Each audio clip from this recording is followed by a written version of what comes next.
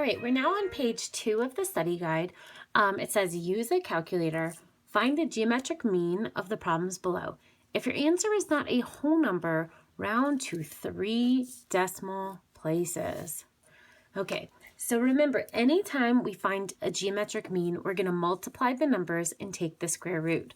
So for number 13, I'm going to do 5 times 100. I know that gives me 500. And then take the square root. You know what? I'm going to use the approximately equal sign. This is where you probably want to use your calculator. So the square root of 500 is 22.361. So 22 point, and actually, let's talk about rounding for just a second. I get 22.3606. Remember that if you're going to round to the third decimal place, you need to look at the fourth and round accordingly. So we know 5 or more, we round up. So if that's a 6, I'm going to round that to a 1. So 22.361. Okay, we're going to do the same thing to all of these to find the geometric mean. You're welcome to use the calculator. I know you can do it in one step. So like in number 2, you could do the square root of 7 times 13. But I never get to see your work, and the only thing I'd be cautious of is if you make a mistake and you just have an answer, I can't award you any partial credit. So you might want to either show me that you're going to multiply or actually find that product.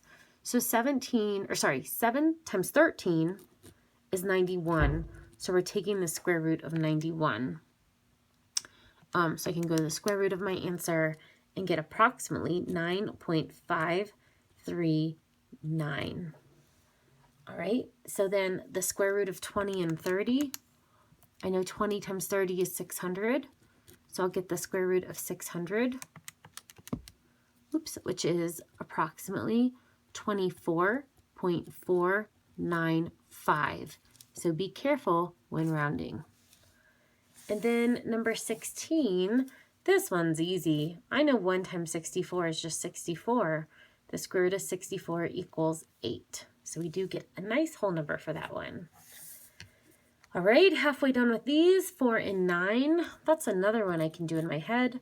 4 times 9 is 36. The square root of 36 is 6. 8 and 10. 8 times 10 is 80. The square root of 80 is approximately 8.944. See, then we have number 19, 6 and 7. Well, 6 times 7 is 42. The square root of 42 is approximately 6.481. So again, make sure you round that 0 to a 1 because the number after it is a 7. And then lastly, 3 and 8. 3 times 8 is 24. The square root of 24 is approximately 4.899. Oops, excellent. That one got a little bit cut off. All right, moving into the next section. Let's read these directions. It says, similar triangles. Remember that when you connect an altitude from the vertex of a right triangle to its hypotenuse pictured below, the triangles are always similar. So this is an example of the vertex of this right angle going down here to the hypotenuse, cutting that triangle. In the space provided, sketch all 3 triangles so they are oriented or facing the same way. Then complete the similarity statement below. So we'll have a similarity statement to complete. All right, so I'm going to sketch these small, medium, and large. And what I mean by making sure they're all oriented the same way is this. So let's look at the small triangle. I'm just going to sketch that one first and orient the others like that one. So when I sketch it, I'm going to maybe over-exaggerate that long leg just a little so I can see that this is the short leg. You can fill that box in on our sheet. So I would label this triangle E, H, and F. EHF, or however we want to read that. Next, for the medium, we know this is our medium triangle right here. I kind of emphasize the long leg. For the medium, now we have to be careful. So H is the vertex of the right angle. So I know H goes here.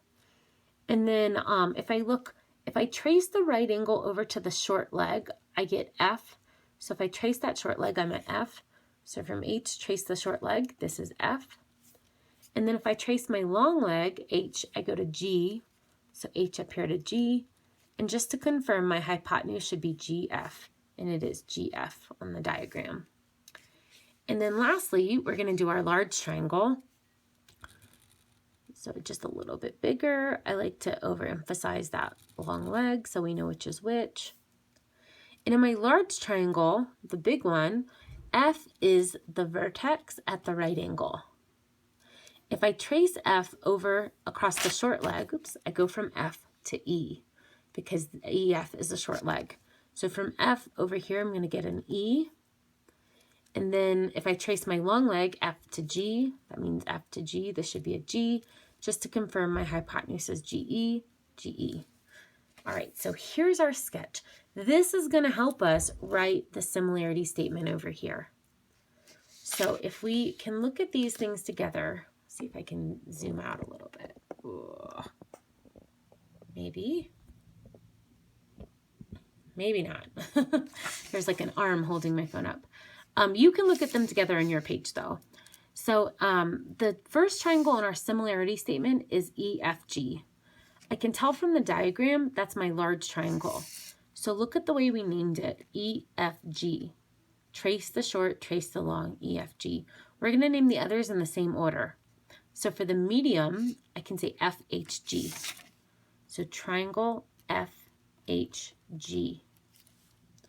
And then for the small, in the same order as EFG, I'm going to go EHF. That's an F up there. So triangle EHF. So remember, in a similarity statement, the order here matters. So E and F should be vertices from our, I'm going to say this is our large, medium, and small. So if we check these, angles E, F, and E, large, medium, and small, should be congruent angles, which they are. Angles F, H, and H, F, H, and H are our right angles. And then we're left with angles G, G, and F. And if I look G, G, and F, I realize that the order I wrote them here is exactly the opposite of the order I wrote them here. That wasn't intentional, it just happened. Okay. So then 22 and 23, we're now trying to name two triangles similar to the one we're given. This is where it might be helpful to highlight or to trace the ones that we just traced, like we just did, to do a sketch. It's really up to you what method you want to use. You know that I like to highlight, so I'm going to highlight these. So the triangle JNK, if I trace this, and I'm going to trace it on the inside, because this is my medium triangle, JN is going to be the long leg. And then if I trace over to NK, NK is going to be the short leg of that triangle, which means JK, the letters on the end, should make our hypotenuse. And again, this is this medium triangle, JNK. So the two triangles similar to it, I need to make sure to name them correctly. If I start with the small one, again, we said JN traced the long leg. And if we look at what we know, we should know that angle J is going to be congruent to this angle that's formed by NK and L. So for the small triangle, I'm going to trace my long leg starting at K and going down to my right angle at N. So when I go to name this, I should start with the letters K and N. And then obviously the only letter left is L. So just to check it, when I go from N to L, I'm now tracing the short leg of this right triangle. And then what is left when I connect this L back to K should be my hypotenuse. So L to K gives us this hypotenuse. And then lastly, so that's one of the two triangles. So I know that triangle K and L is similar to triangle J and K. They're also similar to one more triangle, and that's going to be our large one because we were given the medium and we just did the small. So now we need the large. All right, so again, we got to go in that order where we do long leg first.